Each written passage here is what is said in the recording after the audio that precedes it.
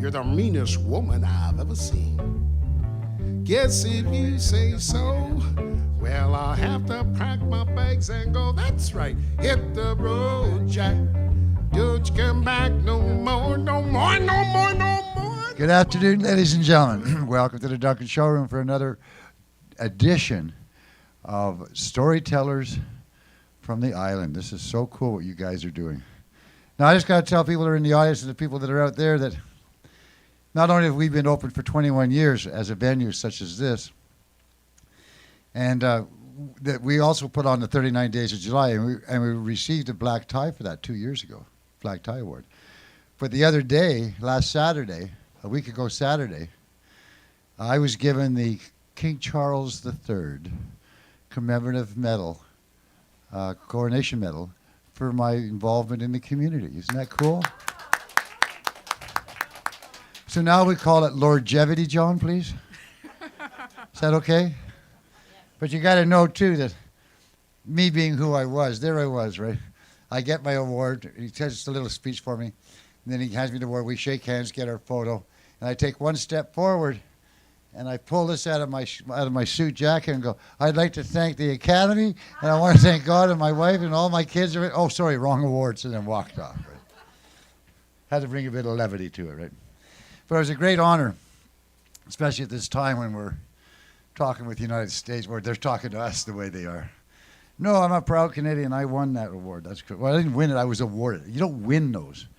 It's because it's never a competition. All you're doing, for anybody that was there that day that received the award, was these are people, and I'm one of them, we just put our foot forward every day to get done what we think has to be done. And it's not usually something that's sanctioned necessarily by the, there's no other monies other than the way we do it to get it done. And that's pretty cool to see all the people that got it. And I was really glad to see that we were part of the arts and culture, the only one for arts and culture. Everything else was other areas of service, right? So that's cool. But right now we're back to storytelling. And for those that are tuned in, storytelling is a wonderful thing. It's a tradition that's passed down over the generations. I always remember, and I've always questioned, where was Aesop's Fables for a good chunk of my life? Like, I want to teach that to my kids. It was a way of giving me a storyline that had some kind of a hit. It wasn't a hidden message, but it had a message that was there. And the words along the way just dressed it all up so you would be able to accept it, what the final outcome was, the resolve to the story. And sometimes in storytelling, that's quite humorous. And most often than not, if you take a look at life, it is humorous. And telling those stories in such a way that it brings a lightness and a levity to it makes the world easier to handle. And that's what storytelling does. It's an art form, it's a tradition, and thank goodness for the Victoria Folk Storytelling Guild. Yeah. There's the one in Parksville, yeah. Mid-Island, and then there's the one in Nanaimo. Is different? Yeah. Around Town Tellers. All right, and then we're hoping to get one in the Cowichan Valley. That's what we're hoping for. Yes, we're hoping for. We should be telling stories. Well, I tell a lot of stories. We're not going to tell any of those. So I'm going to let Lee Porteous, who helped me get involved with this. We got together one day before COVID, and it just seemed like a marvelous idea to do. We passed by COVID, but now we're back at it again and have been for the last couple of years. And it really is a great time. We'd like to thank those listeners that are watching. And if you get a chance and you're watching, slight donation. Tim can put up the little thing there, how you do it. By the way, Dr. Ted Cadillac's the guy on sound and lights. And making sure that all 5 cameras, no, that's not to anybody who's getting off the stage, but there are 5 cameras. We're not going to tell you where they are. Okay. Anyway, Lee Porteous, please take it away. Give it up for her, please. Yes, I was thinking that Charles III matters more to me now because we can't be another state. We've got a king. I don't think he'd agree. Anyway, I'm Lee Porteous, and on behalf of the Storytellers on Vancouver Island, want to express our gratitude to Longevity. Pardon me, how did that go? Longevity John, for the opportunity to tell stories here in this wonderful theater that he has created, and to Ted Cadillac for making us heard and seen so well. Whatever and however you come to see us, we encourage you to make a donation to help keep the showroom open and stories happening here. We acknowledge with respect the Cowichan First Nation, the largest single First Nation in BC, on whose traditional territory this event is taking place and whose historical relationships with the land continue to this day. This is one of a series of storytelling events, the fourth Sunday of each month, with tellers from Vancouver Island who are here in person, for those of the audience that is here with us today and those of you who are joining us from afar, now or later online. Our theme today is kindness. It's there somewhere. If we look, and we can find it, as our stories today will show. Welcome to all of you who are here or will be joining us online, and those who are here today. For those of you here with us, please mute your phones. The rest of you, please yourselves. If you want to be distracted from our stories, it's your choice. Just don't ever tell us. We will have two halves and a comfort break in between in the approximate middle of the concert. And today our first teller is Catherine Sheehan. She is from Newfoundland, but didn't come to storytelling until she was living in Ottawa, where she stumbled into an introduction to storytelling workshop given by Kathy Compass. I'll tell you more about Kathy later, who was a mentor and who made sure her charges were well and truly on the storytelling path. When she came to Victoria, she joined the Guild and has participated in many of our events, as well as telling in other venues here and up island and on Zoom. With this story, she will take you to another island, Japan.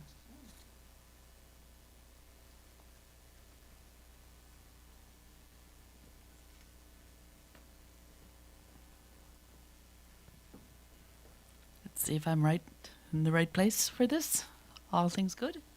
Welcome all of you and those who are joining us online. Little high, I'll try it a little. Muscle, okay, muscle. It might be better now, yeah. Thank you for that. Better? Okay. I have to yell louder. Yes, I do have a story today from Japan. Now, in Japan, they tell a lot of stories about this character who's known as Ikkyu. Ikkyu, the wise sometimes. Sometimes Ikkyu, for whom the impossibles are made possible. Now, Ikkyu was an actual person who lived as a Zen priest in Japan in around the 14th century, I think, and many, many, many stories are told about him. Like many religious leaders of many kinds, he apparently, in later life, was a bit of a rapscallion, a bit of a trickster, hung around with the wrong people, but maybe not so much. But the story I have for you today is a story of Ikkyu when he was still a child. So his ability to make the possible impossible was just beginning to show itself. I think the story is called The Sweet Punishment. Now, when Ikkyu was a child, he was sent to the temple in Kyoto to learn the way of the priest. And sad to say, it was a very hard life.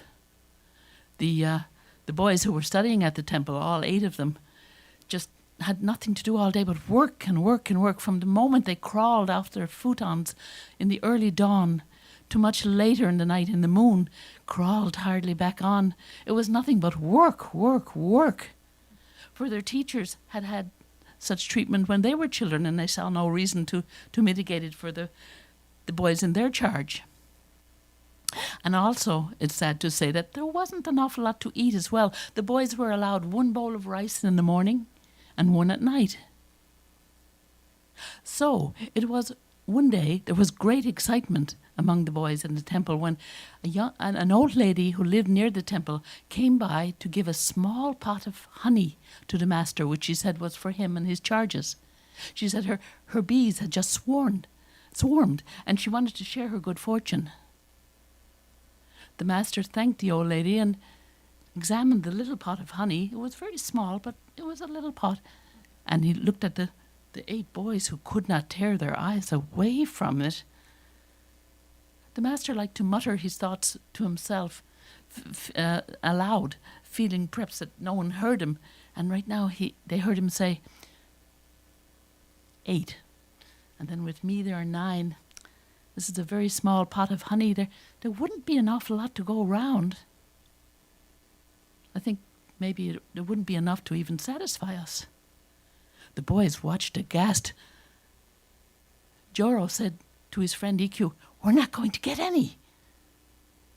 "I'm going to get my share," said Ikkyu, setting his small face in a determined expression. Well, only if the master, Mimura-san, allows us to have some, said Juro. I'm getting my share, said Ikkyu. Honorable old ladies, this was for all of us, and I'm only wanting what is mine. Well, if Mimura-san hears you, he will take a stick to your dishonorable back, said Juro, pausing in his sweeping the floor.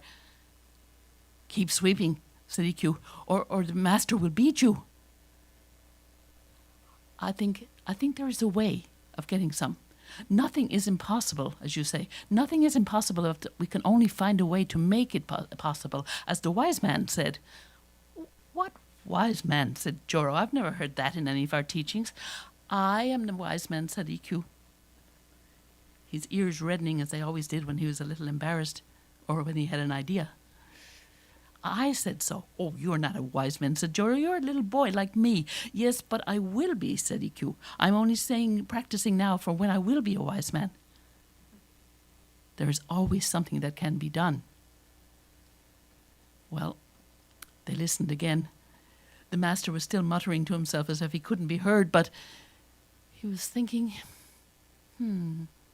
They could hear him say, well, now, I'm not sure the boys should have any of this honey. It could make them sick, you know. And besides, I'm an old man, and no, that won't do. But it could make them sick. It's probably bad for them. Yes, I'm certain it is bad for them. Oh, we're definitely not going to get any, said Juro. Never mind, there will be a way, said Ikkyu. I will think of one. Well, you will not succeed, said Juro. If I don't, said Ikkyu, tomorrow night, I will tell you about it. If I found a method, I will do your work as well as mine, because we have sweeping and cleaning and polishing and garden work and all these things that we have to do all day. I will do your share as well as my own if I think of something. Or you will do mine if I think of something. If I don't think of something, I will do yours. Well, all right. Well, the day passed and the boys finished their work for a spell, and then they sat down to have their one bowl of rice. They could still hear the master muttering and trying to convince himself that it wouldn't be good to let the boys have any honey. It could be very dangerous for them, they heard him saying. It probably would make them sick. Oh, it is making me sick, said Juro, and I'm just listening to this. And they heard the master again, and he said, it could be poison, you know, for little boys. They could even die. Oh, terrible. Well, it came a time when they sat down to their one bowl of rice, and they were not even allowed to eat any of it until the master first started on his bowl. They could hear him in the other room, and the master was in no hurry because he still had scooped a little bit of the honey. They heard him muttering to himself, there are 8, maybe 9 helpings. If I eat 1 spoonful a day, it will be all right, because I'm pretty sure this is not healthy to give to the boys. The boys waited patiently, so hungry they could hardly stand. And finally, the master came in, still licking his lips at the taste of the honey, and sat down to have his rice. And after he took his first mouthful, the boys were permitted to eat those, and they devoured it immediately. And then only then were they allowed to speak. And the first thing by custom that they were supposed to do was to thank the master for giving them the rice to eat. So they went round, the group of them, and when they came to Ikkyu, Ikkyu said, I give humble thanks to Honorable Master who is giving us this rice to eat. And then he said, now we can enjoy the honey that the old lady brought us. There was a silence. The master's face fell, and then he muttered a little shamefully, because he was not a cruel man, but perhaps a little greedy. And then he muttered, I don't think there will be any honey. No honey, said Ikkyu. No honey, master? No, I decided, said the master, that it is not good for you. It might certainly make you sick. Make us sick, said Ikkyu. Yes, and if that happened, you could die. The boys looked at him. But Ikkyu said, well, master, is the honey poison? Well, it could be for little boys, said the master. Yes, I have decided it would not be at all good for you.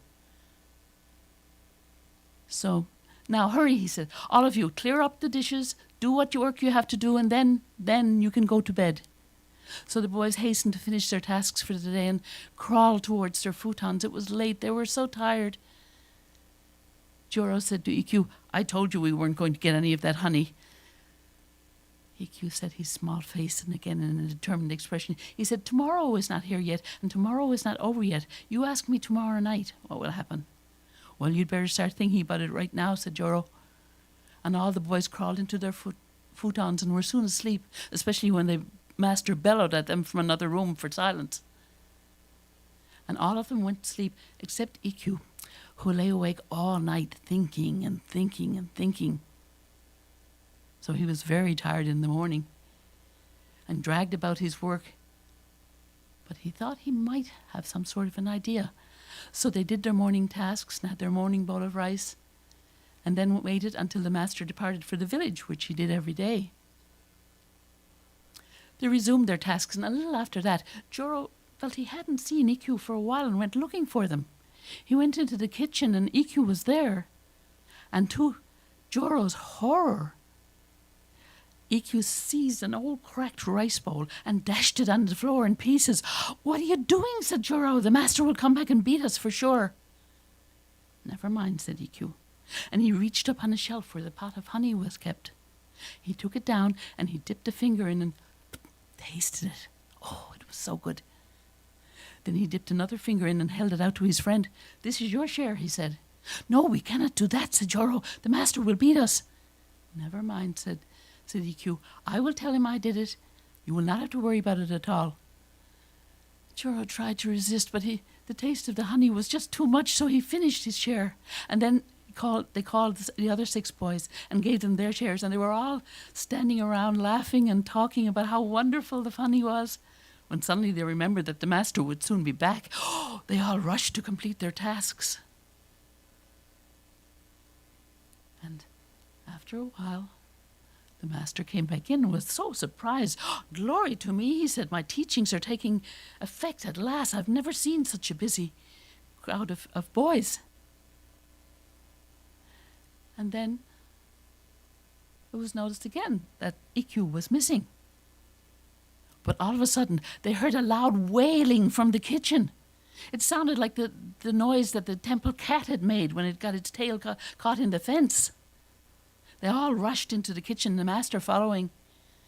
The EQ was sitting on the floor with the broken rice bowl near him. He was wailing and wailing. "What is this?" said the master. "What is wrong with you?"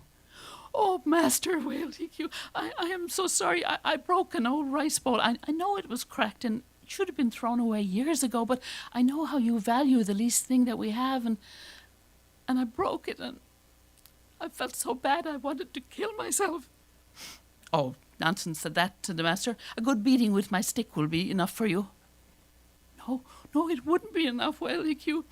"I just wanted to kill myself, and then I remembered what you said, master, that the honey might be poison to our boys, and I took a taste, and nothing happened, and then I took another and another. I guess I had 8 or 9, and I don't know what to do. I want to be dead." Well, no, the master turned red and suddenly appeared to gaze out to admire the pines that bloomed beside the lily pond where the carpfish swam among the flowers. Almost ashamed, he couldn't face the boys, and then he cleared his throat and said, "Well, it could have been poison, and it must be that heaven protected you, because really it is nothing to kill oneself over an old rice bowl that probably should have been thrown away years ago. But just go back to your tasks now and finish your work." And when the master went off to meditate by the altar, all the boys rushed back to their work, all except EQ, who silently handed his broom to Jiro. And while his friend rushed around trying to do his own work and that of EQ as well, EQ softly slid off and laid himself down beneath the pine trees, out of sight of the master if he should look his way. Sitting there, he fell asleep, and as he slept, he smiled and sometimes licked his lips, as if he could taste the honey again in his dreams.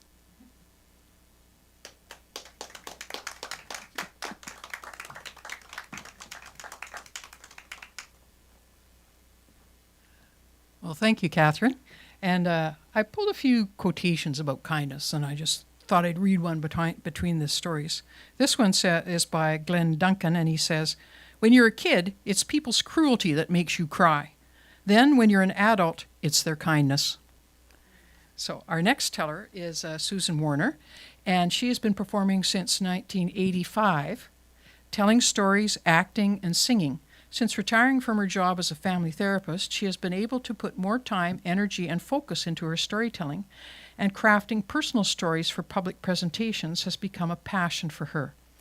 It has been her great pleasure to be part of the Mid-Island Storytellers for the past few years. She is the current president of MIST and is responsible for the Slice of Life concerts at the MAC in Parksville, which are evenings that focus on personal stories.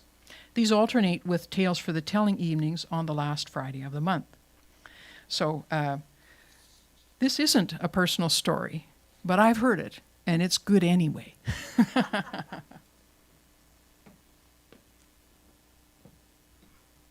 Is that a good placement for my voice? Or should I move the mic? Look good? Okay. Yeah, so this is sort of a departure from my normal, or in my past storytelling repertoire. This is a biography. This woman is my age, was my age, when she undertook this journey. And although I never want to do the journey she undertook, I really, really have enjoyed learning about her journey and sharing it with you. Emma Gatewood, age 67, stood looking out over the spectacular, beautiful, scenic overlook. Ahead of her lay mountains, over 300 of them topping more than 5,000 feet, and a million heavenly things to see, and a million spectacular ways to die. Now, this was her second attempt to hike the full 2,050 miles of the Appalachian Trail. During her first attempt the year before, she had gotten lost from the trail within 30 miles of where she'd started. She'd wandered around in circles for days, and she'd finally managed to retrace her steps back to the beginning. When the park ranger saw her and the state she was in, broken glasses hanging off a black fly-bitten, bruised face, hair every which way, sweater full of holes, he had not been impressed. "This is no place for a woman your age. Go home, Grandma," he had said. And Emma had felt like a 66-year-old failure. Now, she first learned about the Appalachian Trail in March of 1954, when she found an old National Geographic magazine, and inside was this stunning 19-page photo spread. And the article stated that the trail was designed for anyone in normal health, that it was well marked, that it was designed for someone that didn't require any special skills or training to traverse, and that food was easy to come by. And Emma had been captivated. And at the time of the article, only one man, a World War II veteran, had managed to do the whole trail in one continuous through hike. Since the article, in the 5 years since, only 5 others, all men, had achieved the same feat. Well, Emma thought, I'm going to change that. I'm going to be the first woman to do it. And so, in 1955, she returned, and she was determined to challenge that mountain and to challenge that trail and do the whole thing this time. And when she recalled that park ranger's words the year before, she was reminded of her resolve so many years before that no man is ever going to tell me what to do, ever again. 1906, a chilly October night in Ohio. Emma was on her way home from church when P.C. Gatewood rode up beside her on horseback. He offered her a ride home. She accepted. And after that, there were many more rides home, and the following year they were married. Emma was 19. She worked alongside her husband from dusk to dawn, or the other way around, actually. And she was working, mixing concrete, building a house, mopping floors, pounding in wooden fence stakes, working in the fields. It was hard work, But she was excited to build this life with her new husband. But within a few weeks, PC changed. He became controlling and possessive. And after Emma learned that she was pregnant about 3 months later, he struck her for the first time. She was surprised and hurt and angry. She thought about leaving, but where was she going to go? She had no money, no job, only an 8th grade education. The only place she could have gone was back to her mother's. But she knew that her mama, with 6 children still at home, had too many mouths to feed, and so Emma stayed. And in 1923, she was 35 and given birth to 11 children, and was still bearing the burden of her husband's abuse. Now, throughout all those years, Emma found peace and joy by spending time outdoors with her children, and when they were older, she would walk on her own for hours. For Emma, walking was a way of finding herself, of coming back to who she truly was. Then in 1937, at age 49, Emma did leave after a particularly brutal beating, and she went out to live with her sister Lucy in California.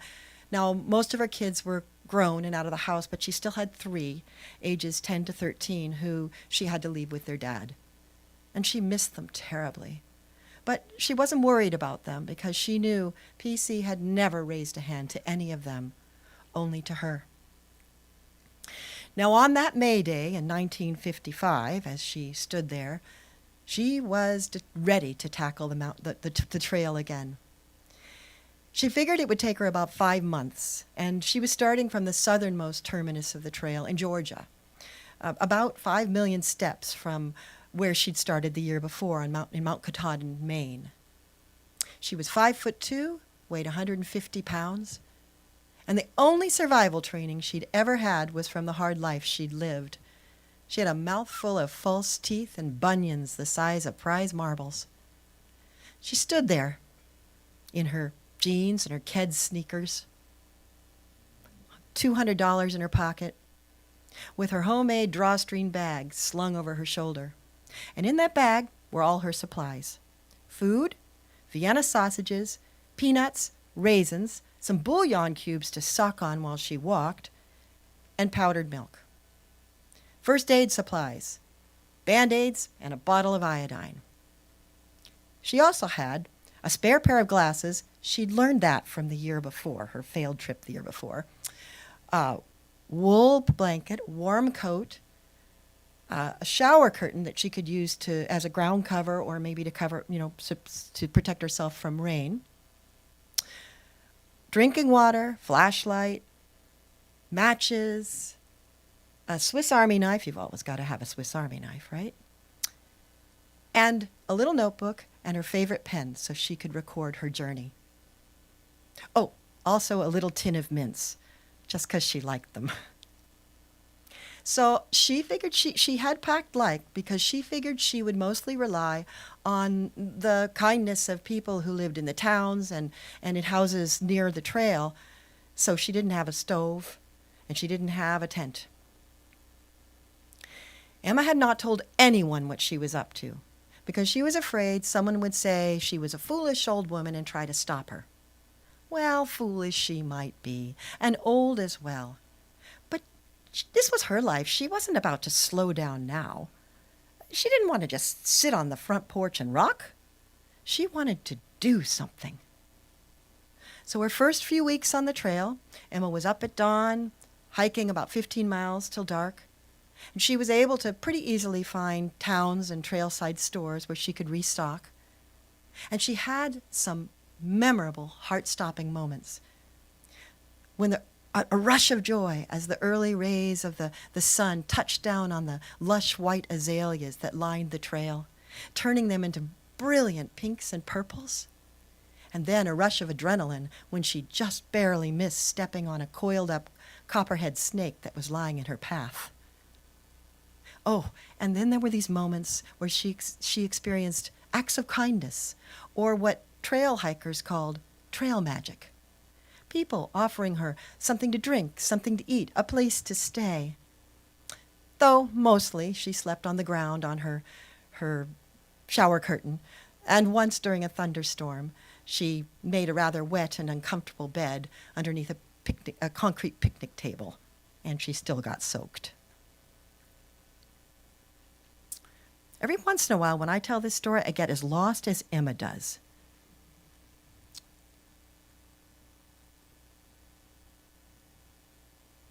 So, in mid-May, she did leave PC finally, in 1939 after a particularly brutal beating. And she left him and moved away and said to people, and she was awarded a divorce in 1941 and custody of her 3 kids, which was pretty unusual at that time for a woman to actually win in a divorce case. She said she was a happy woman, and she vowed she would never let another man raise a hand to her, and she kept that vow. And she found work, not very easy for a 52-year-old single mom, but she did find work, and she wrote poetry in her spare time. She even self-published a small volume of poems, and she continued to take her walks in the forest with her children and on her own. She told them, "You don't need much to be happy, just a sturdy pair of shoes and an adventurous spirit." Now, what had sparked her to remember this event in her life was that during her walk, she came upon a woman in a shabby little house. And the woman had a rail-thin face and dirty face and an apron. And Emma had approached her and asked her if she could stay the night.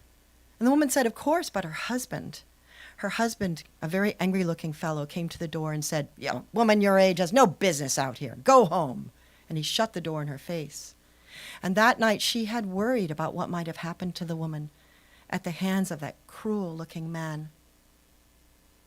But what could she do? So in mid-May, Emma crossed over the Georgia state line into North Carolina. She walked very carefully and quietly. It was getting late in the day, and she was aware that she was in a part of the world now that was shrouded in secrecy and strong of suspicion of outsiders.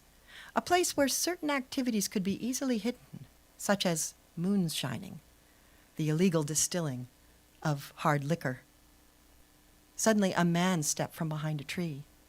Emma was alarmed, but he said that he and a friend had a lean-to not very far away, and she was welcome to shelter there for the night. She sized him up, decided he was okay, and that night she had a nice hot meal that was cooked over a fire. She had a place to dry her clothes, and they gave her some straw to sleep on for a bed. It had been a very unexpected yet welcome bit of trail magic. Now, as the days passed, Emma's feet became bloodied and blistered, and her shoes full of holes and bare of tread. And to make matters worse, she had not passed a store or trailside shelter in days, and so she'd run out of food. But luckily, all those hours she had spent as a child with her 14 siblings in the meadows and forests, collecting wild nuts and wild honey and nuts and berries and green edible plants, they had not gone to waste, and she was soon supping on a delicious salad of green, tender sassafras leaves and wild strawberries. And a few days later, she made it into a town where she was once again met with the kindness of other people who offered her food and shelter, and she was able to purchase some new shoes. Now, towards the end of May, the trail led into the small town of Hot Springs, North Carolina. And it was here where Emma experienced her biggest dose of trail magic thus far. Everyone she met offered her something to eat, something to drink, a place to sleep. And Emma learned that in 1914, this had been the site of the largest internment camp for prisoners of war in World War I. 2,200 people, approximately 4 times the population of that town at the time. And they were mostly German passengers and crew from one German cruise ship. And in the months before the war ended, the internees and the people who lived in the town had developed a very, very close and warm relationship with each other. So much so that many of the people who were interned there came back to settle there. And so it was no wonder they were so welcoming to strangers. The day after this, Emma was hiking up yet another mountain, and she heard something, a low hiss that sounded like a bird. And she felt something strike the leg of her pants. She looked down, and there was a rattlesnake, coiled up, ready to strike again. She took her stick, she thrust it at the snake, she jumped aside, and she ran. And that night, while she was settling down on her bed of moss, she thanked her lucky stars for her quick reflexes and her thick dungarees. The beginning of June was quite challenging, those first 2 weeks in June. Emma was now in Tennessee, and every house she came to refused her shelter.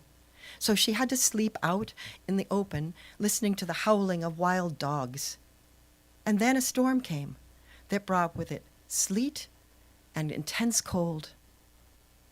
Luckily, by mid-June, she'd made it into Virginia, and there she was greeted with great kindness and once again offered drink and a meal and a place to stay and lots of friendly conversation. And it was here she finally let slip what she was up to. And a few days later, she was approached by reporters. They had heard about her, and they wanted to tell her story. Now, Emma hesitated. Her grown children and her grandchildren didn't even know where she was. Now, they were used to her rambling for days and weeks at a time without any notice. But before she'd agree to the interview, she dashed off some postcards to them telling them she'd gone for a walk. And the next week, when the headline ran in the Roanoke Times, it stated, "Ohio woman, 67, walking 2,050 miles on the Appalachian Trail." Well, Emma thought, in the unlikely event that any of my kids read that article, they'll know what I meant. And then it's the end of June, and at the end of June, Emma walked into Shenandoah National Park. And at this point, she's now walked 900 miles. The beginning of July, she crosses into Maryland, and there she's intercepted by more reporters. Seems like everyone all over America is reading and hearing about Grandma Gatewood and her incredible journey. That's what they're calling her now. But Emma has no idea of her celebrity status. She's just focused on the trail ahead of her. Middle of July, her feet are a mess again. Her toenails chipped and battered, her middle toes scrunched up almost vertically from swollen feet in too small shoes, and her legs are aching from walking miles on hard asphalt alongside the Pennsylvania Turnpike. But luckily, it's more populated, and she's able to find her way into a town, again being offered much kindness, and being able to purchase some new shoes, men's size 8.5. Her feet have now swollen past the largest women's size. So back on the trail again, enduring many more long, hot days, walking up mountains, seeming to lead right into another mountain. She slogs through Delaware, New Jersey, New York. And by the end of July, Emma's journey has taken her through 9 states. She's lost 24 pounds and gone through 4 pairs of sneakers. And then in early August, the rains come, hard and heavy. And Emma slips and slides her way across slick, muddy trails, again being refused shelter at every house she comes to, finally finding an unlocked car that she can spend the night in. It's not comfortable, but it's better than the alternative. And the rain keeps coming. She hikes through Massachusetts, sloshes through the green mountains of Vermont. Now this rain, Emma doesn't know it, but this rain that is making her life miserable is just the tip of the iceberg for what the rest of the eastern seaboard is experiencing, because Hurricane Connie has hit North Carolina and made its way up the coast, leaving a trail of destruction in its wake. And the rainwater has filled up the brooks and the streams at the top of the mountain that have overflowed and have now all flowed into the brooks, larger brooks and rivers and streams down below. And those are very close to flood stage. And there's another storm coming. One day, getting late in the day, Emma, soaked through to the bone, arrives at a shelter that's already pretty crowded. There's a group of young black men and a couple of white priests. They say they were on a wilderness adventure and they got stuck in the storm. Now, Emma's surprised to see this unusual gathering. It was only the year before that the Supreme Court had banned segregation in public schools. But although Emma comes from a state that is nearly all white and totally segregated, she believes that everybody deserves respect, no matter the color of their skin. So when they offer her to shelter in their already pretty crowded shelter for the night, she gratefully accepts. And the next day, she and the group set off down the trail, now walking in knee-high water through much of the trail. And they come to a stream that is swollen and fast-moving. They're going to have to cross it. It's about 20 feet across. 20 miles would be a long way. Well, they start to cross one by one, just carefully maneuvering over these slick rocks. And at one point, Emma's foot slips, and she's nearly carried away. But she regains her balance and then stands there in that waist-high water, terrified, because she never learned how to swim. One of the young men sees her distress and fights his way across the rushing water and then piggybacks her the rest of the way to shore. Emma parts company with the group a little further down, a little later in the day, and she is unaware that she has been in the presence of rivaling gang members from Harlem and the two clergymen who've dreamed up this wilderness adventure as a way of perhaps brokering some peace between them. At Emma's next stop, there are more reporters yet. And the next day, the Associated Press dispatch goes out stating that the 67-year-old grandmother from Ohio has now walked 1,700 miles with only 350 to go. Only 350 miles. But these next 350 miles, they are doozies. They're the roughest, most challenging parts of the whole trail. Now, it's not too bad at first. As soon as she crosses into New Hampshire, the rain stops, and she finds a town where there are people who, again, offer her the kindness of food and a place to stay. And the next day, she makes her way down through the White Mountains, down the shaky ladders to the bottom, and at the base, there's a farmhouse where, again, she's offered a meal and a place to stay. But from here on, it's pure hell. Climbing up ladders where the rungs are so far apart that she has to put one foot on the cliff face to haul herself up by her knee on the next rung. And finally, at the top, her knee is throbbing. She's exhausted. And then, shimmying across some very, very narrow cliff ledges, having to time her steps between gusts of wind so that she doesn't get blown off the side of the mountain. And the next day, her knee now screaming in pain. She climbs up another mountain twice because she misreads the trail signs, and then somehow she breaks her glasses. But she has that extra pair of glasses. And at the next shelter, a kind fellow traveler gives her an ace bandage for her knee, and she's offered a bunk and something to eat at no charge.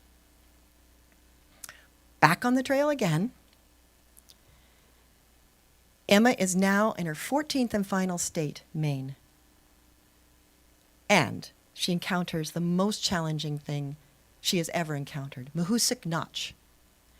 1 mile of pure torture, having to climb up over and under slick, moss-covered boulders sometimes with the openings so narrow, either this way or this way, that she has to push her bag through and then roll or squeeze herself through these boulders. It takes her about 2 hours to get up through the notch. And once she's through, oh, she is exhausted. Her shoes are in tatters, practically falling off her feet. She makes it the next couple of miles to the next shelter, and there she has to find some string that she can tie her shoes sort of together. It's about the best she can do for now. And a couple of days later, the trail leads right to a crevice and stops. And Emma can see the other side of the trail is on the other side of the crevice, and she's going to have to jump. Well, she goes to the edge of the crevice and she looks down into the depths, and there at the pit, someone has painted a sign. And the sign says, "Go fast." So Emma throws her sack across, backs up, runs forward, and jumps, and lands safely on the other side, which is her good luck. So now she's back on the trail again. And she does get some more good luck. From mid-September, she gets some good luck where she once again finds a nice householder who's willing to have her stay for the night and give her a meal. And they also give her a lightly used pair of sneakers that actually fit her feet. So her feet are okay again. And then the next night, she's walking along, and she has some more good luck, more trail magic.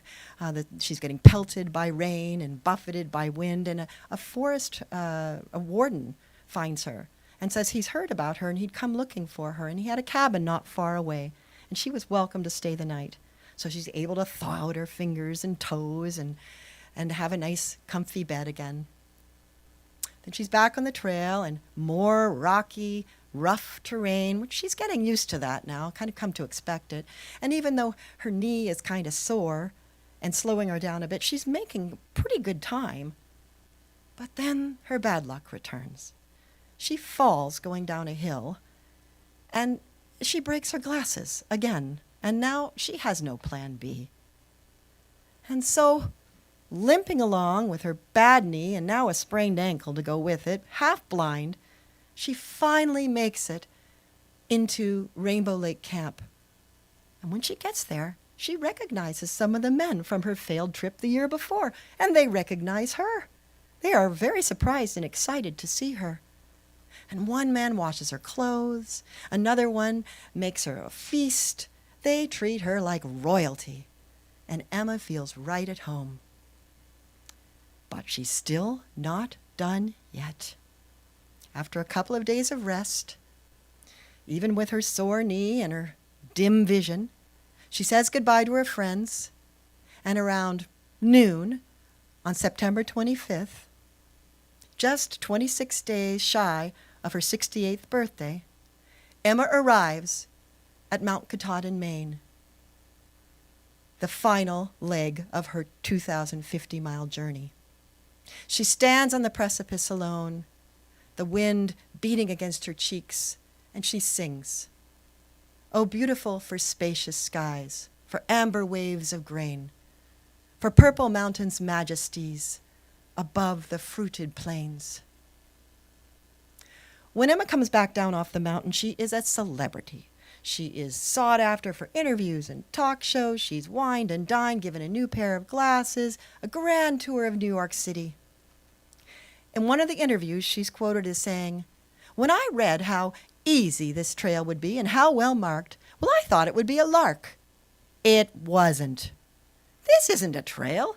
It's a nightmare. Why, they lead you right up over the biggest rock to the biggest mountain they can find. Huh, if I'd known how rough it was going to be, I never would have started. But I couldn't and wouldn't quit." Emma returned to her home in Ohio and to her life as a grandmother, babysitting her grandchildren, and to her chores and visiting neighbors, and everybody probably thought she was settling down. But no. When she was 69, she thru-hiked the Appalachian Trail again. The next year, she hiked up 6 mountains of the Adirondack Range.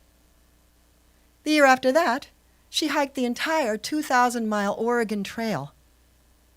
And at 75, she did another through hike on the Appalachian Trail, making her the first person to ever walk that trail 3 times. Even at 82, she could be found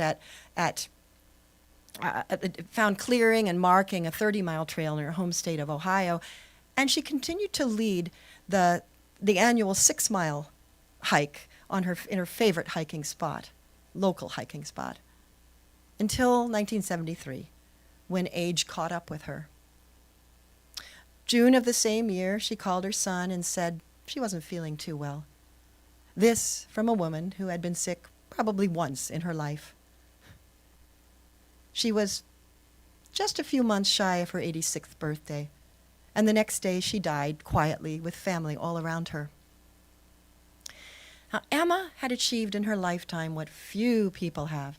She'd walked 14,000 steps, and her well-documented journeys on the Appalachian Trail had inspired hundreds of people to try the trail and had prompted better trail development and maintenance.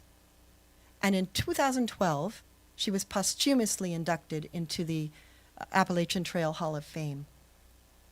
Now, she was asked many times why in the world she had started that first journey, and she had many answers. But I think the best could be summed up in one of her poems. If you come to the mountains with me and sleep on leaf-carpeted floors and enjoy the bigness of nature and the beauty of all outdoors, you'll find your troubles fading, and you'll feel the Creator was not man, that made the mountains and forests, which only a supreme being can.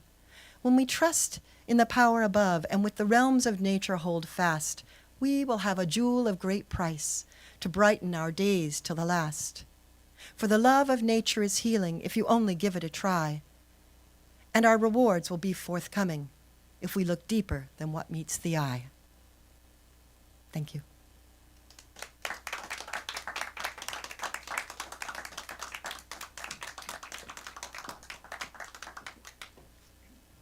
Thank you, Susan. I think I need a nap.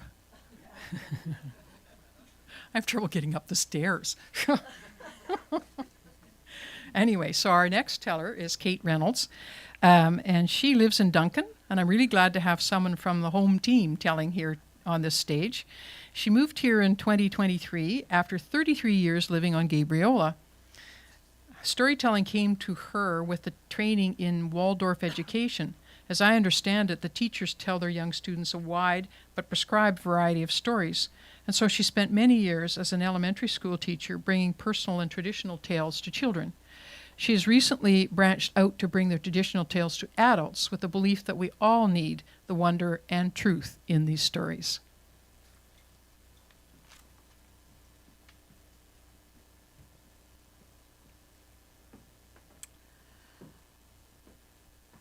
This is a story called The Friendship Orchard, and it comes from the country of Kazakhstan. Now, Kazakhstan, many of you may not know this, in Kazakhstan, that's where apples originated, which is why this story is so appropriate, because it is about an orchard. 2 elderly friends lived together on a piece of land on the wide steppe.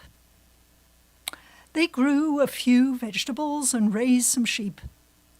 Life was hard, but they helped each other out as best they could. One of them was called Kurau, and he owned the land.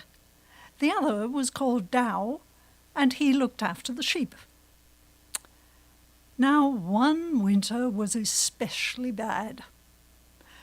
The snow had thawed a little bit, and then there was a terrible snowstorm, and that snow that had previously thawed froze so that the sheep could not dig through to the grass beneath.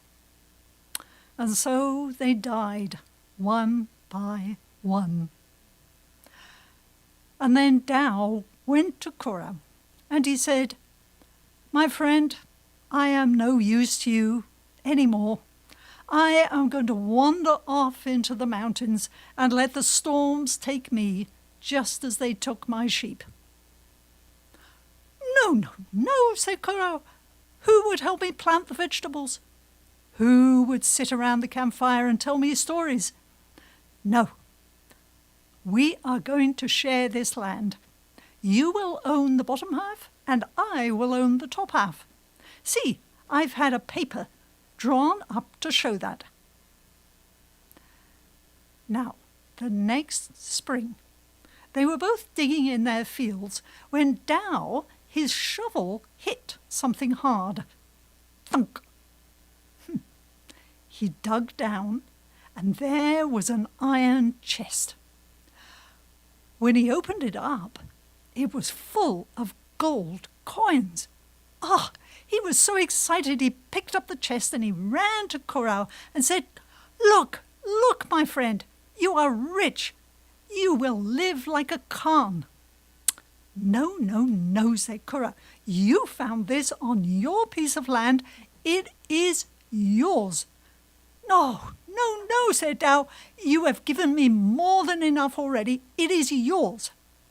"Don't be so stubborn," said Corral. Well, they went on and on and on, arguing and arguing, until they were exhausted. So finally they decided that they better go and see the wise elder who lived thereabouts. They weren't too sure where he lived, though, and it took them five days to find his cabin. They went inside, and they showed him the gold, and the old man thought and thought. After a while, he looked at the two men and he said, "Take this gold to the nearby city, and with it buy the finest seeds you can find, and then go home and plant a friendship orchard that all the people in the area can enjoy. Don't let this gold divide you. Let it be a gift for many." And so Kura and Dow took the gold and they went to the city and they looked all over for seeds. But they couldn't find any. So, quite discouraged, they thought, well, we'll stay here overnight and we'll take another look tomorrow. On their way to the inn, they passed a wagon that was piled high with cages, and in the cages were the most beautiful birds, red and yellow and blue and gold, and they were all screeching. Well, Corral looked at Dow. Dow looked at Corral. Said Corral, "It's not fair that these birds should be caged." "No," said Dow, "and I know that they're going to be food for rich people, and that's not right." So they went to the merchant, and they said, "How much would it cost to buy all these birds?" The merchant looked them up and down and saw their shabby clothes. "More than you can afford," he said. And then Dow, who was carrying the chest, he opened it up, and the evening sun glinted off that gold. "Oh," said the merchant, "they are all yours, my friend." And so Kura and Dow went down that wagon. They opened up all those cages, and the birds flew up, fluttering and singing, up into the air, off towards the mountains and the forests where they had come from. Kura and Dow started to walk home. They were very happy about the birds, but they were sad that they hadn't been able to find seeds. But then, when they came closer to their land, they saw something very strange. There was a cloud of dust rising from the land, but there was not a breath of wind. They picked up their pace, and as they came closer, they saw hundreds of birds, and each bird held a seed in its bill. And they dropped the seeds, and with the beat of their wings, they drew earth over the seed.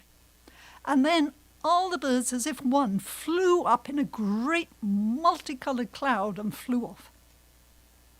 While the rain fell, those seeds grew into saplings and then into young trees, apples and pears and apricots. And when they were full grown, all the people from thereabouts enjoyed the blossom in the spring. They picnicked under the shade in the summer, and they gathered the fruits in the fall.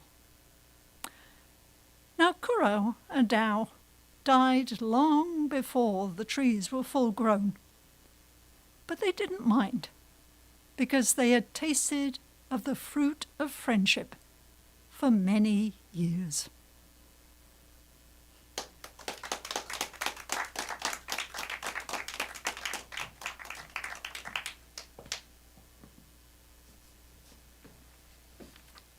Thank you, Kate. I've heard this story a number of times, and I can say I've never heard it where somebody got to the point of it so quickly and cleanly. Thank you very much. And there was a quotation I had from Amelia Earhart. A single act of kindness throws out roots in all directions, and the roots spring up and make new trees. Now, I have a little story, but we've come to the break time, so I'll put it over till after the break. And I will now assail you with announcements. This is a tradition in storytelling concerts, and so you just have to sit back and think about all the other wonderful things you can hear in the storytelling world. The next stories at the Duncan Showroom will not be until March 23rd because there's so much happening on the island for storytelling, including here in Duncan. With the help of Dahlia Levy from the Duncan Library, we in the library are putting on 2 workshops in February. There's no charge for either workshop, and you don't actually even have to register, you just have to show up.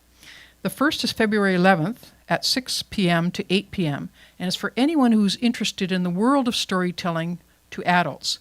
And we'll cover what you can expect at a storytelling event, the kinds of stories, where they come from, when they're told, how they're developed, who tells them, and where and how they are told, and anything you would like to know about storytelling by and for adults. So you don't have to tell a story there. But I'm hoping, and this is sort of my idea, this particular workshop, is that when you come to a storytelling event, you'll be kind of more settled and know more of what's going on and what to expect, perhaps, and then to be surprised at what actually happens, I suppose. But it's a little bit in my mind like music appreciation. So when you walk into a storytelling event, you come not knowing what the heck's going to happen, or what will be expected of you. I mean, God forbid that somebody's going to make you stand up and do something, right? Who knows what's going to happen? Anyway, that was my feeling. Anyway, God forbid. Don't. Anyway, so that's, and I have 3 stellar people there who are very experienced storytellers to help in the discussions and the explanations and to give samples of the different kinds of stories. We've heard a few here today. We've heard a historical story. We've heard 2 standard folk tales from different countries, and there'll be more. So that too is also from 6 to 8 at the Duncan Library. The next Nanaimo Round Town Tellers event is February 14th at 7:30, and it is called Where Fools Rush In, and it's live and online. Just look up Storytelling Nanaimo or Round Town Tellers, and you'll get the details of that. And the Victoria Storytellers Guild night is February 17th at 7:30, in person or online, and you just have to put in Storytelling Victoria, and we'll come up. On February 21st and 22nd is Margaret Murphy's annual storytelling workshop in Nanaimo. That's for storytellers, and the details are on the website. And then on February 28th, Kathy Compass, I think I mentioned her before as being Catherine's mentor from Ottawa, will be with the featured teller hosted by the Mid-Island Tellers at Tales for the Telling, 7 p.m. at the Macmillan Arts Centre in Parksville.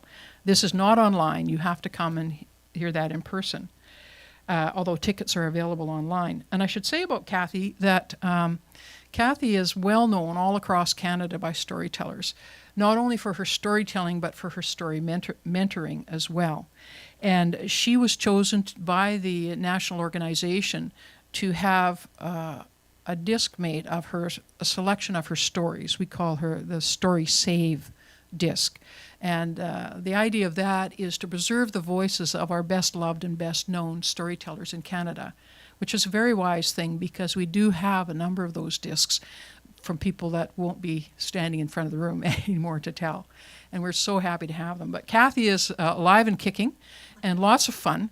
So I do recommend you see if you can get up to Parksville at the MAC. She is. She's coming to Victoria, and that'll be the next few days. But it's only going to be a house concert, so it won't be. She's a little tired now.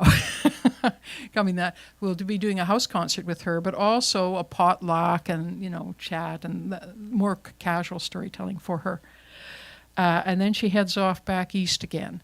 So if you want to come to the house concert, you're going to have to find us, and I'll have to, let you know more details as I know them as well for that. But Tales for the Telling is something that Marvra put together, I think in about 2010. And her idea was to bring professional storytellers to the island. And she's been doing that for a number of years, except, of course, through the pandemic. So we've had some pretty spectacular storytelling up there. And it alternates. So Susan puts together just us folks who tell stories, personal stories. So as I say, there's lots happening in February. And so now you have about 10 minutes to chat with each other, to congratulate the tellers who've already spoken and tell them you'd like to hear some more, or go to the washroom or whatever. So we'll see you back in about 10 minutes. Thank you.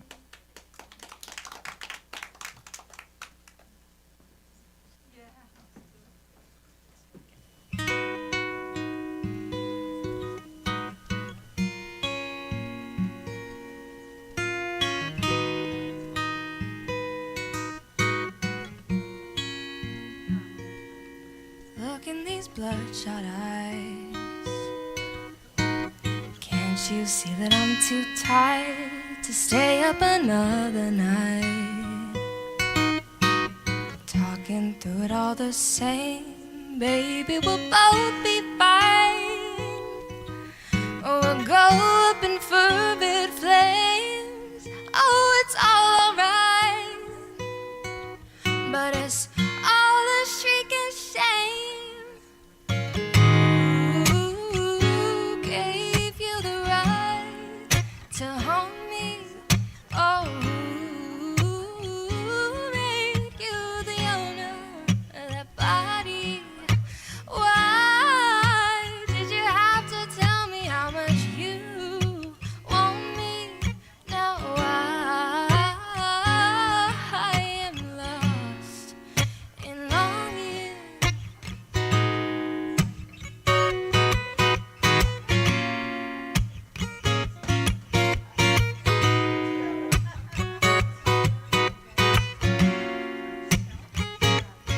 Color the rainbow red.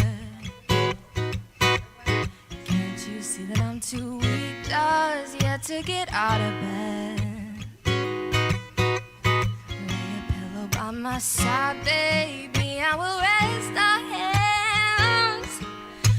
Don't you dare walk out that door when you could stay here instead. Till all you've left inside is said, who gave you the right to haunt me? Oh, who made you the owner of that body? Why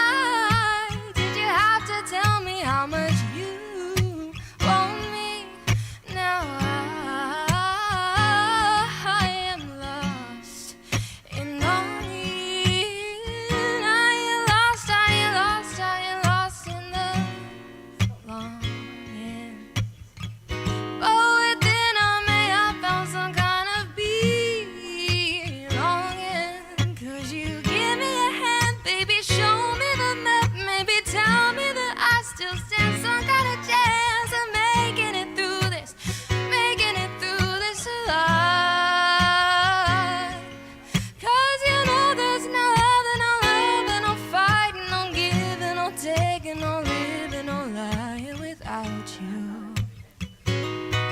So baby, I need to know who gave you the right to haunt me, and who made you the owner of that body, and why did you have to tell me how much you want me? Now I am lost in longing.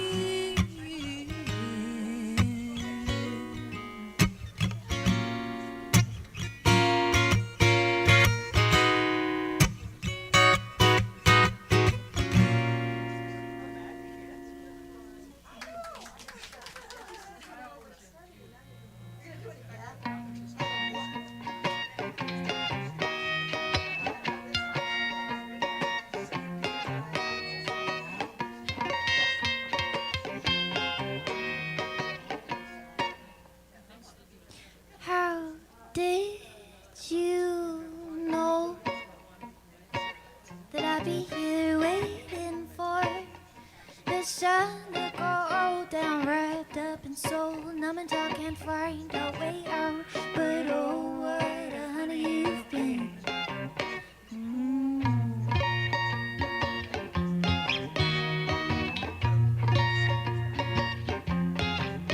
Scanning the walls for a door to break. They seem like heaven, but you never said it tastes so bittersweet. Now we're on fire, but it's the wrong kind of flame. You should say, oh, what a honey you've been. Oh, what a honey you've been. So I don't mind sing savagely, shake them, make them rattle their bones. 'Cause there's footprints on the preacher who claims that he's a teacher, can teach me to tell a lie when I see you burn.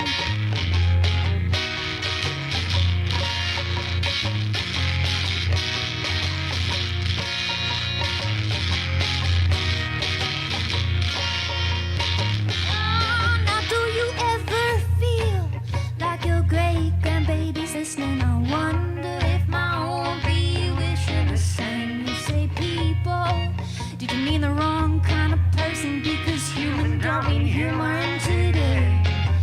But oh, what a honey you've been. So say, oh, what a honey you've been. So I don't mind sing savagely, shake them, make them rattle their bones. 'Cause there's footprints on the preacher who claims that he's a teacher, can teach me to tell a lie when I see.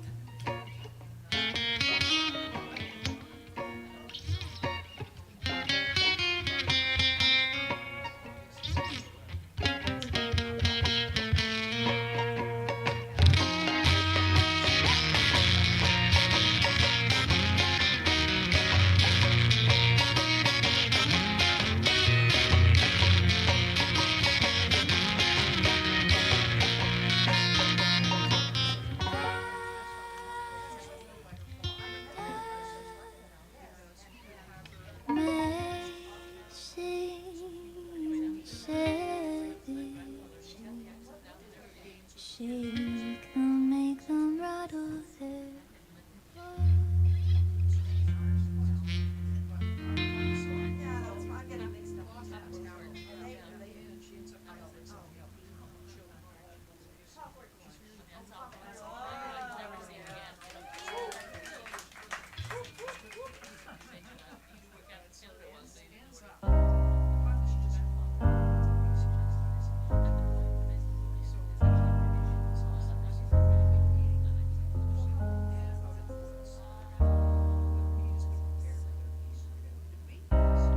Everybody loves the things you do, from the way you talk to the way you move. Everybody here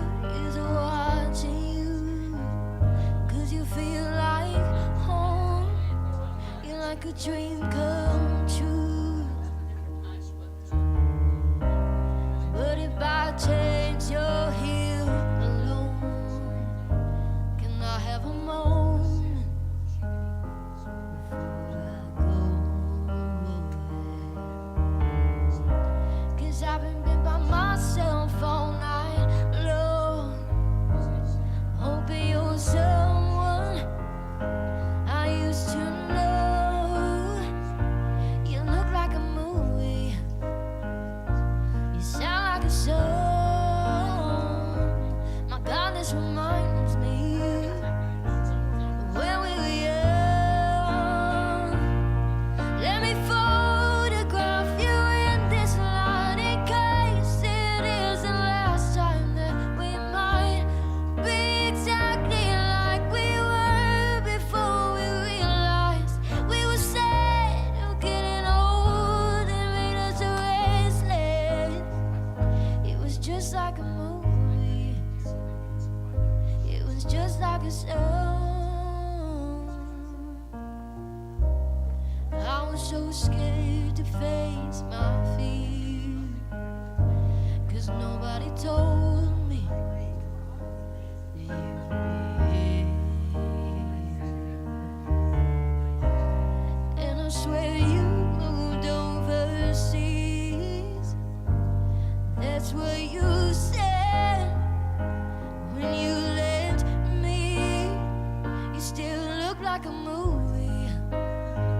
You still sound like a song. My God, this reminds me where we were young. Let me photograph you in this light in case it is the last time that we might be exactly like we were before we realized we were sad of getting old and made us restless. It was just like a movie. It was just like a song.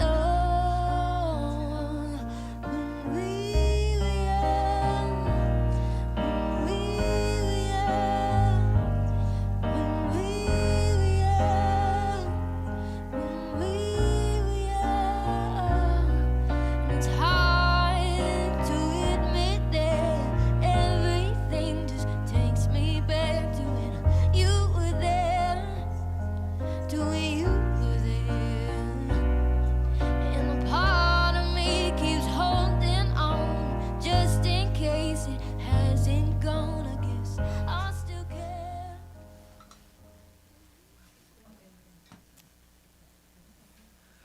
Welcome to the second half of this. Kindness, it's out there somewhere.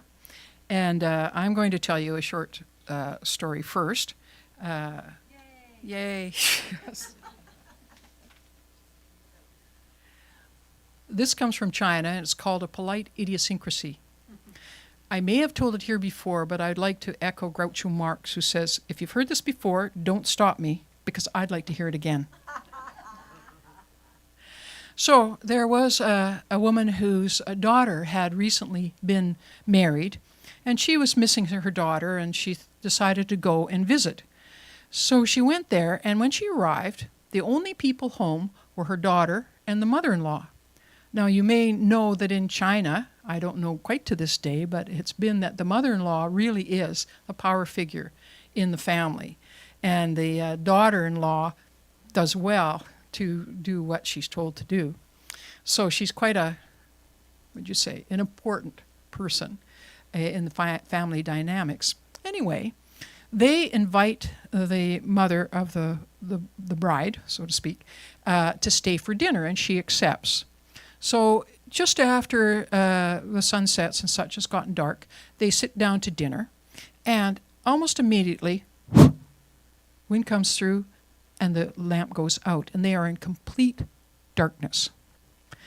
The mother-in-law says, well, just give me a minute, I'll get the lamp and go take it out and get it lit. But that isn't what happens. Halfway through that statement, the daughter picks up the lamp and leaves. But it's pitch black, so the mother doesn't realize that it's her daughter who's gone and the mother-in-law who's still there. So she takes that moment to instruct her daughter in the proper way to serve things during a meal. So she says, if you have the platter of meats, you make sure that the most succulent meat is all on the side that you offer to your guest. And if there's fruit, all the ripest fruit should be what's closest when you offer it to your guest, because that's then the guest can choose the best of these things without looking greedy. And if it's your mother, then you have even more a filial duty in addition to the duty to a guest to make sure that the finest things are offered first to your mother. At this moment, the daughter arrives back with the lamp, and she realizes she has not been lecturing her daughter. She's been saying all this to the mother-in-law. She is mortified and scrambling for a way to somehow save face. And she says, Oh, I'm sorry to say this, but I have always, since I was a child, suffered from this peculiar idiosyncrasy that whenever I'm suddenly thrust into the dark, I just begin to speak to no purpose. I don't even know what I'm saying until the light comes back. The mother-in-law says, well, I understand. I have a similar situation in that whenever I'm suddenly thrust into the dark, I become stone deaf and I hear nothing until the light comes back. That's right, a lucky family that is. So next I am calling upon Barbara Botham, and Barbara is here with us from Parksville. You will know her by her accent that Barbara is a Canadian by choice, and she says that she is a poet by nature and a painter by heart. She moved to stories later, although she has been a writer since she was a little girl. She found her way to Marva Blackmore's memoir writing course, and through Marva, oral storytelling, and has found that her stories have another life when they are told in her own voice. She's been doing this for a few years and has come to thoroughly enjoy the experience. Her great-granny was Carolyn from Nobber, and therefore Barbara is descended from the last bard of Ireland, pronounced Thurlock O'Carolan. Although writing is satisfying for her, there's nothing like what your creation becomes when it is told in your voice to an audience.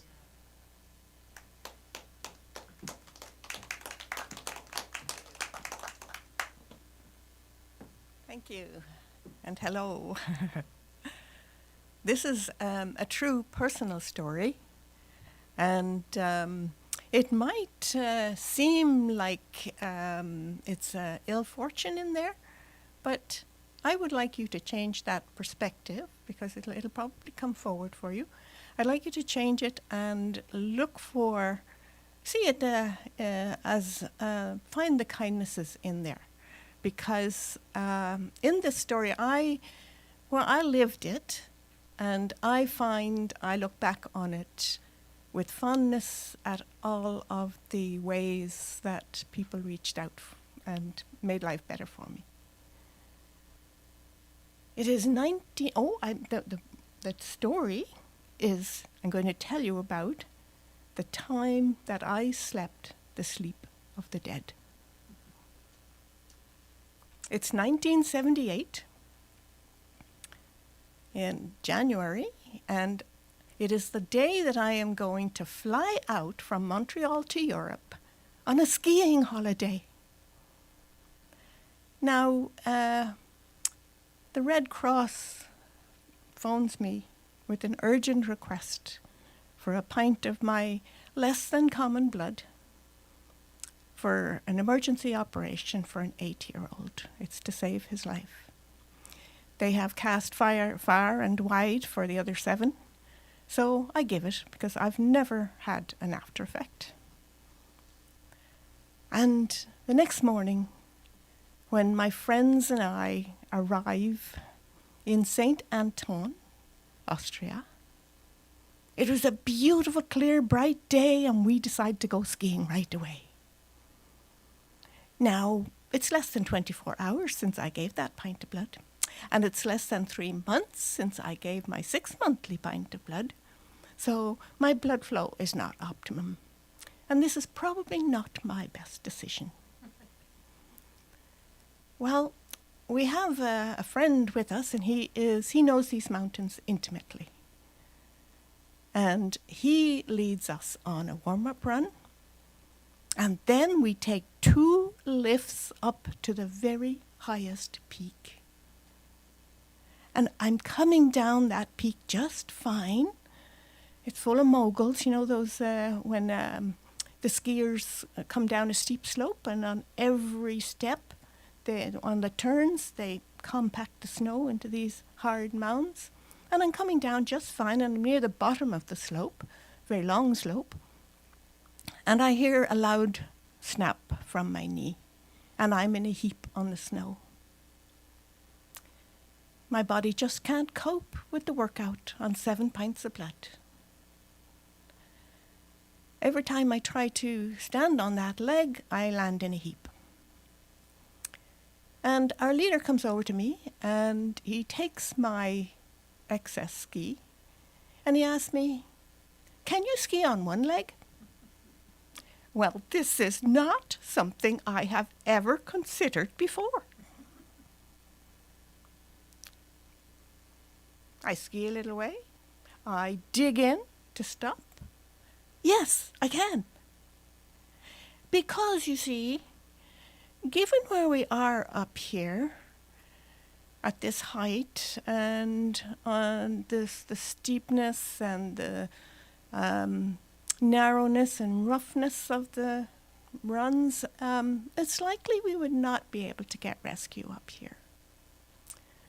Now, I must tell you, skiing in Europe is very free. They put ski lifts up on all of the hills, all of the peaks, all of the slopes, and you're welcome to use any of them.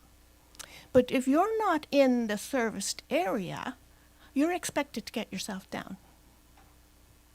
So we are up at the highest peak. We're over 9,000 feet. And it's a long way down there. So he says, the next run we have to do is called the chimney, and to access it, there is a drop, a pipe-like chute. It's a narrow pipe-like chute, straight down. Do you think you can do that? Well, what choice have I got? Is it doable? Oh, yes, definitely. Okay, then. You're on? Yes. Well, where we are right now is a very narrow area, and it's got a high cliff on one side, and it's got a steep drop on the other. And to make sure I don't slip off the edge, I am pointed towards the base of the cliff. So I'm given a little push, and I go across and up the cliff, and I'm still upright. And then I slide gently back. And before I can worry, there's a welcome hand at my back to stop me from going too far. Now I am poised at the top of this chute. Focus, focus. I whiz down. Focus, focus, focus. And I'm still upright at the bottom. Yes, I can do this. Well, it's a good thing that I am in good shape. We have been training for months for this trip. And my balance is cooperating because the slopes in the Alps are very, very long. But I have no trouble going downhill. I negotiated, get all the way to the bottom. The problem I have is going uphill. And that is what we have to do next. We have to get towed up on a tow bar to the top of the slope that will take us down to the lodge. Now, it's a T-bar we go on, and a T-bar is like a tow rope on a spring with a T at the bottom of it, and you stand in the tracks, and 2 by 2, and you grab the T-bar and you put your side of it behind your bum, and you get pulled up the mountain. Now, when you're at the top, you have to get off very, very fast. You have to rush off because there's skiers right behind you. And when I go to hurry off, I use my injured leg and I land in a heap. And the cursing skiers behind are trying to get around me. The leader is cursing at me. I am yelling, "Haul me off! Get me off here! Pull me off!" And the next cursing skiers are arriving. I do get hauled off. And I get upright and I am ready now for the last slope. And again, it's very long. But no problem, there I am at the base where the lodge is, but it's over there on the far side of this very wide snowfield. And I can't do flat, but in the middle of it is this flat hole made by speeding skiers coming straight for the lodge. And I stand on the edge of that, and this time I get an almighty shove to get me all the way across the flat bottom and far enough up the far side that I can grab it with my hands, and I hang on until a welcome pair of arms come and haul me out. Now, in the lodge, we have our accommodation, we have our restaurant, we have the bar, and all that, the rest of that day and all next day, I have nothing but fond memories of all of the things that I experienced there, where everybody catered to me, made sure I was okay, and included me in all the fun that was going on. Now, back in Montreal, I get operated on for my knee, and when the cast comes off 6 weeks later, my leg is frozen straight. No movement whatsoever in the knee. So daily physiotherapy at the hospital is not making much progress. I have to go up the hill on a crutch hop up the hill from the train station every day, half an hour. And then I have half an hour physio. And they're looking for a fraction of an inch. They are trying to get me to a point where it'll be at right angles and I can take it from there. And it's very slow going. So after months of doing this, still hadn't made a lot of progress. I'm going to bed one night and I lie back on the bed when just as I'm lying back, and suddenly there's a big black abyss is trying to descend on me. It's whoa. I push myself back up again. Oh, what was that? Oh, that was frightening. That was really frightening. What was that? I try again. Here it comes again. Oh, I don't know what that is. But whatever it is, if that gets me, I'm gone. I take a pillow and I crutch hop to the kitchen table and I put my head on the pillow. I just sit in the chair and put my head in the pillow and I rest. I don't sleep, but I rest. And I do this for 3 nights. And then the next day, my friend who works in the hospital, she calls me to see how I'm doing. And when she hears me panting, she hands the phone to the doctor, and he says, "Get yourself here right now. This operation can release a blood clot to the heart, and I think you have it." Well, in emergency, it was found that my complete chest area was totally swollen. My heart and my lungs didn't have any room to operate. Now, I had noticed that I was getting very strong and I was getting very big, but I did not notice that my breathing was getting shallower. And when I've been using these crutches, and to make sure that my wrist is not straining, they have put the crutches a little higher, And we have sensitive lymph nodes under there, it turns out. And this was the cause of all the swelling. But now, because of the issue, the risk of a blood clot on the heart, I can no longer take public transport. And I have been taking the train every day. And I have months ahead of me to go on this physio. My friend who is at the hospital, she has a small studio apartment in downtown Montreal, not too far away from the bottom of the hill. And she offers to let me stay on her hide-a-bed for as long as I need. Well, when I lie back, they gave me an injection to bring down the swelling, and after half an hour I was able to lie back safely.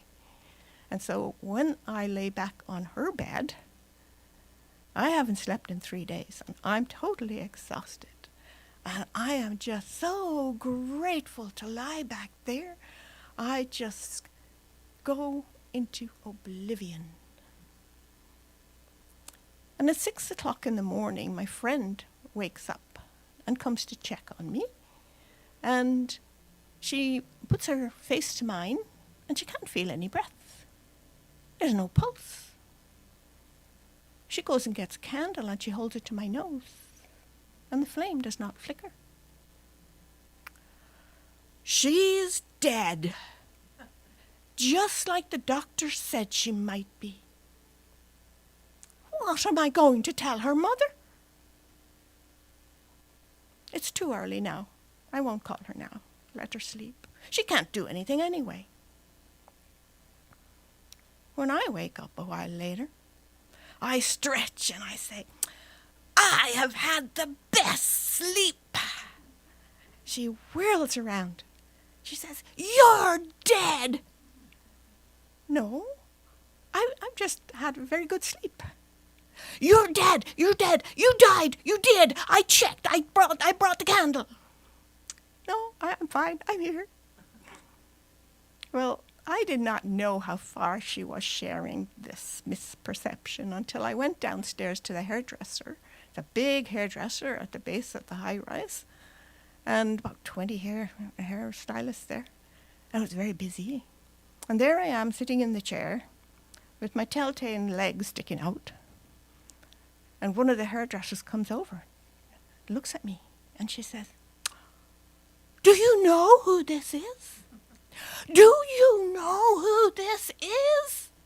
Do you know who this is? I'm just smiling self-consciously. The hairdressers are looking over. The customers have no idea what my notoriety might be. And I just want her to go away. Now, I have no idea what happened that night. Was my breathing so shallow that it couldn't be detected? I had a recent sleep apnea test, and it seems I can go a very long time between taking a breath. I don't know what happened. But that's why I can honestly say that I have slept the sleep of the dead.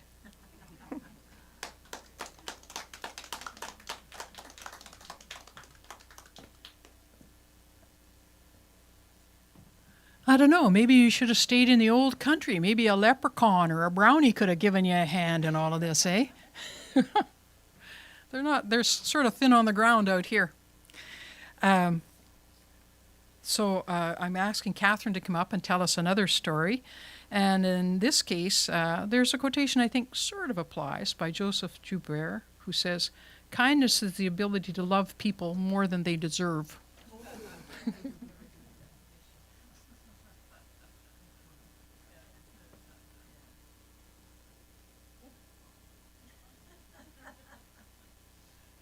She's so excited about it, she could hardly believe it was her turn again.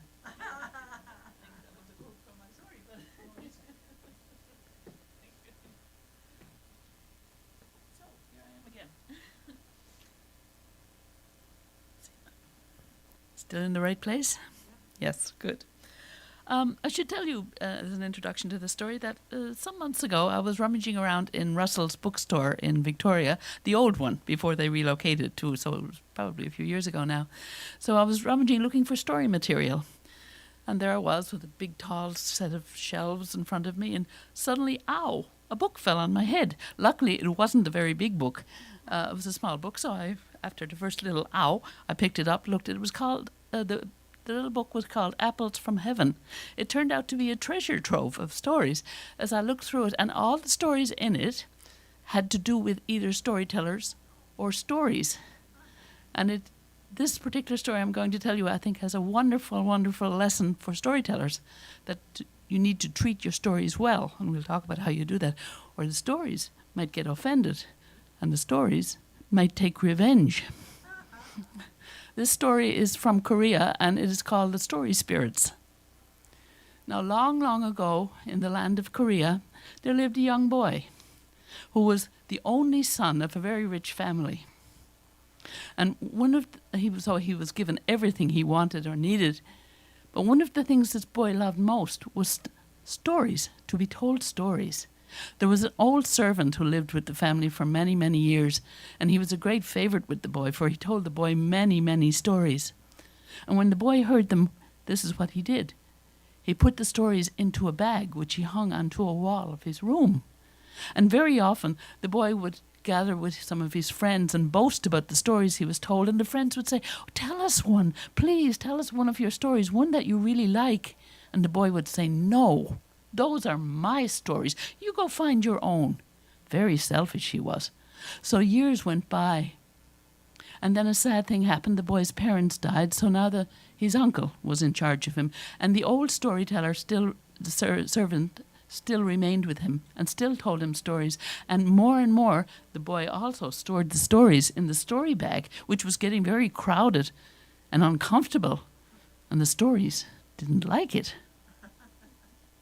The boy grew older, and he heard more and more stories, and once again they were all crowded into the story bag and never shared and never told. The stories began to grumble and to mutter and to plan things. Anyway, the boy grew older. Now it was coming a time for his uncle to plan a wedding for him. And a girl in a neighboring village was found, a girl of very well off and a very good family, and so the marriage was arranged. Now, the day before the marriage was to take place, and the boy would have to, with his servants and other people and his uncle, to travel to the village of the bride, the old servant was creeping along the corridor after his master's going by his master's room, when suddenly he heard some sounds from inside. He stopped. "That's funny," he said. "I thought my young master was away today." He stopped in front of the door and listened. There was a bitter tone to the voices, and this old servant stopped and listened some more. And then he heard one voice, and the voice said, "So, he's getting married now, is he?" And another voice said, "Yes, he's going to have a good life while we are cramped up in the darkness." And the old storyteller, the old servant, realized that the stories were coming from the story bag. And they sounded very, very angry. He listened some more carefully. Another said, "We should take our revenge." "Yes, yes," cried a jumble of voices. "We can't be treated like this." One said, "I have an idea," said one voice. "On the journey to the bride's home, it will be a hot day, and the boy will grow thirsty as the sun shines. And there will be a spring of water that he will come by, and he will ask to have a drink from it. And I will be in there. And he will never know that it is poisoned because of me." "Ha ha," said another. "I have another idea. If that doesn't work, he may grow hungry or seek something else to alleviate his thirst. And I will be in a big, fragrant field of strawberries, and surely he will want one of those. And that will be poisoned again, and he will die." There were cries of approval from the other voices. The old servant was horrified. "What can I do? What can I do? I must save my master."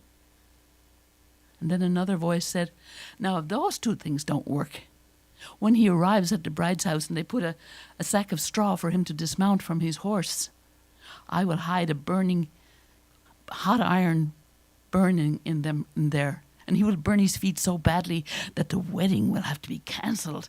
And if that doesn't work by the final voice, when the bride and groom have been through the ceremony and are going to their room to go to bed, I will turn myself into a poisonous snake beneath their mattress, and I will bite them. The old servant was even more frightened. I must do something, he said. I must do something to save my young master. He crept away slowly, and he went to the boy's uncle and pleaded that the next day he would be allowed to lead his young master's horse on the way to the bride's house. The uncle said, no, you are too old for that. Really, you cannot do that. But the servant pleaded and begged, please, it's my only chance. I must do something before the marriage for my young master, not telling him anything else that he'd heard, because he thought they will just say I'm crazy if I tell them what I've just heard. So he pleaded, and finally the uncle said, all right, you will lead your young master's horse tomorrow. And so it happened. And the next day everybody put on their best. The young man mounted his horse, and he and his retinue all set out for the bride's house. The sun rose high in the sky as they are on their way, and they came to a spring, and the young man said, I am thirsty. He indicated to the old servant, please, I will drink from this spring. Go and fetch me a drink. But to their surprise, his and his uncle, the old servant said, oh, we have no time for that now, sir. You will have a cold drink when you reach your bride's house. And they came on, and then they came to the fragrant field of strawberries. The young man said, one of these will quench my thirst. Go and pick me one, he said to the servant. But the old servant pretended not to have heard and just led the horse past. The uncle was furious. I've never heard such insolence from a servant before. He must be punished. The young man said, he's never acted like that before. Perhaps he's just anxious to see me married. Let us deal with him when we get back to the house. Or when he gets back to his house. Yes, said the uncle, and then he will be reprimanded severely. So they went on a little further, and finally they reached the bride's house, where there was a retinue of people and a family, all waiting with joy to receive him. But as he was dismounting from his horse onto the bag of straw that they brought, the old servant suddenly pretended to stumble and pushed his young master so that he fell, very embarrassingly, in front of everybody. Again, the uncle was furious, and the young man said, I can't understand. Well, never mind. The wedding was held, the ceremony was held, the celebration began, and it lasted most of the evening, and all the time the old servant kept a close watch on his master, in case the stories had some other ideas.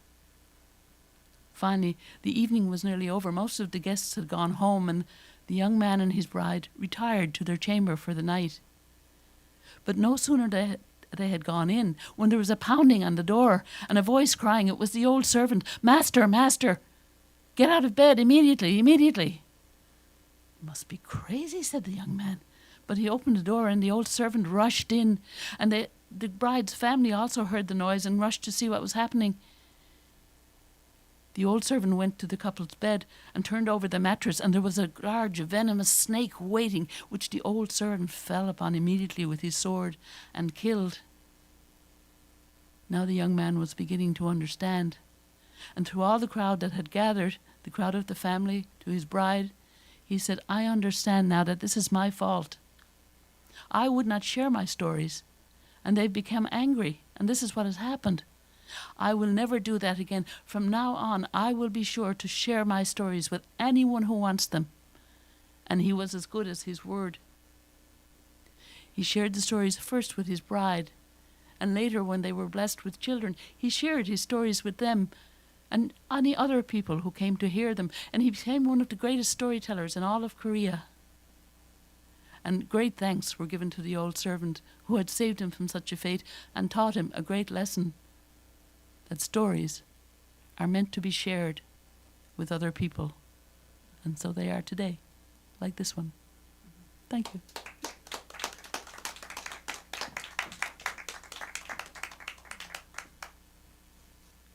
And in that vein, I have a story to share with you too, another one, and a quotation that might apply. It's by William Feather. If you're naturally kind, you attract a lot of people you don't like.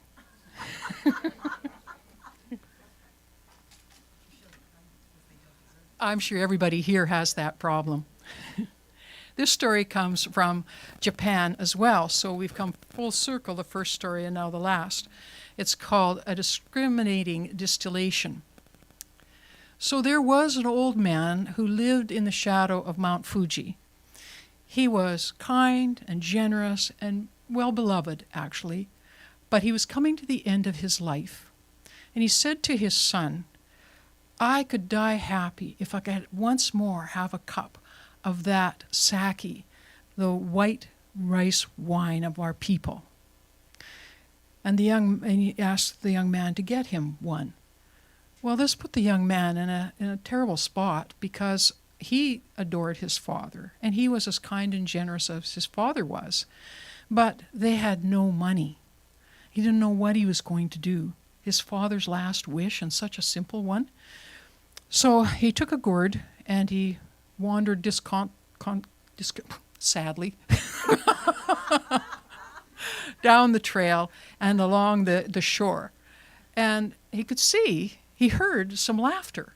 And he could see under a giant tree in the shade there were two extraordinary looking beings. They were very rotund. Their clothing hardly covered their bellies. They had like shining bronze hair, and their skin, when you could see a lot of it, was a bright, bright, bright pink. Their faces had deep laugh lines, and they were beside a great urn, and they each of them had shallow cups that they were drinking from. And they were laughing until he got closer to them, and they said to him, Why are you looking so sad, my son? And he explained the whole thing, that his father really, his last wish was this cup of sake. That's all he wanted. And the two of them started laughing uproariously, and they pointed to the great urn that they had there.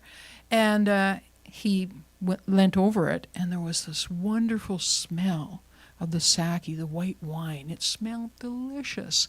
And they filled up his whole gourd with that. And he thanked them and he went home. His father was absolutely delighted with this. It was delicious and exactly what he wanted. But it turned out that the young man, for the next 4 days, did exactly the same thing. And he explained to these creatures that he wasn't being greedy. It was just, it seemed like his father seemed to be getting better because of this wine. He was healthier every day. They didn't complain a bit and filled it up again, and so he's going up towards his house. And then he's accosted by the only neighbor they have, who is a miser, which was the reason I forgot to tell you. He didn't have anybody to ask for any money because, of course, his only neighbor is this miser, and there's nobody else around. Anyway, the miser said that he'd been watching this young man every day, leaving with this gourd, coming back with a gourd, and he wanted to know what was going on. Well, the young man explained the whole story, that his father's last wish was for this special sake, and he found these two people who were giving him this wine. And did they charge you any? No, they just gave it to me. And it was delicious, and his father was getting better every day he drank this sake. Well, the miser says, well, then I want to try some of that. Well, go ahead. First he smelled it, and then he smiled. But then he drank some, and he started to cough. He spit it out. This is terrible, terrible. How could you tell me this was good? This is some joke you're playing on me, and I'm not a happy young man with that. And the young man said, no, it's delicious. Really, come and talk to the people who have been giving me this wine. And so the miser came along with them, and they went along the beach, and there the two pink jolly fellows were, drinking and laughing and such. And they came up to him, and the miser said, This wine is terrible. It tastes awful, and I don't even feel very well. How can you say this is such good wine? And they said, well, it is. He said, we are sojos. We are servants of the great dragon under the sea, and this is special magical sake that we prepare for him and that you've had a chance to taste. And it's very helpful. If you are a kind and generous person and you are ill, it will help you get better. But, they said, if you are not kind and generous, then it will taste terrible. And not only that, it's fatal. Well, the miser he can feel that too. He can feel the sweat coming out on his brow, and he can feel his stomach knotting up, and he can tell something really bad is happening right now. And so he says to these Sojos, please, please, please help me. I promise, I will change my ways. I will be as good a person as this young fellow's father is. Just help me. Well, cruelty was not in their nature. And so they dropped a shimmering powder into the sake. And he drank that and immediately began to feel better. And you know, the most improbable part of this story is what I'm going to tell you now. And that is that miser actually kept his promise. He became as generous and pleasant and helpful as the people that he had met, the son and his father. And in fact, they became such good friends that they built a hut to live together on the north slope of Mount Fuji. And every day they drank some of this sake because they'd learned how to make it from the Sojos. And there they lived very happily and congenially together for the next 300 years.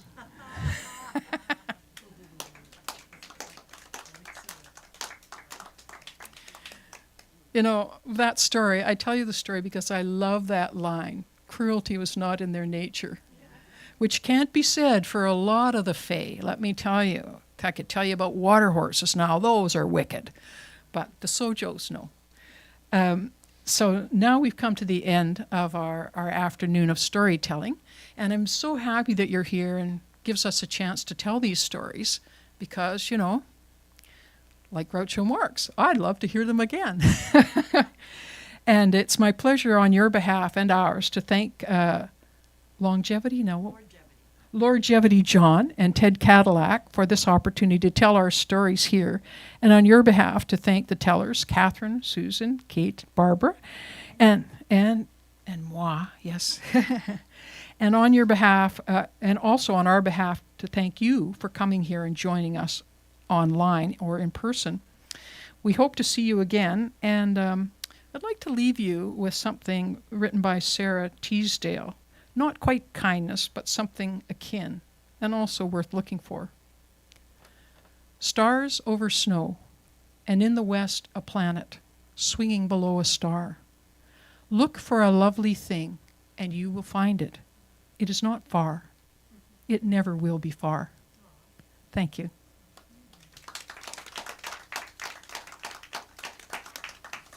You guys are a great audience.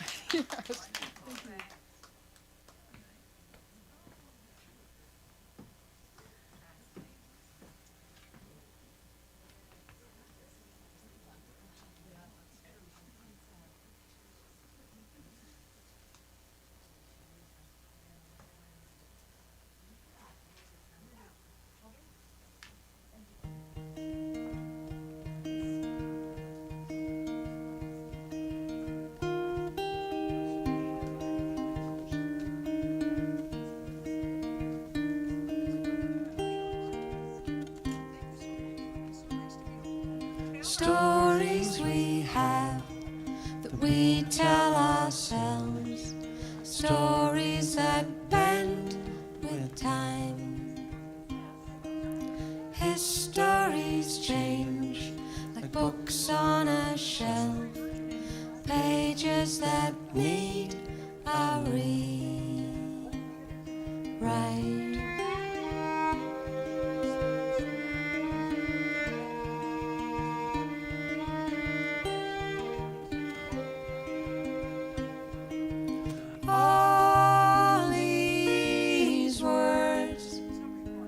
All these words we leave behind. All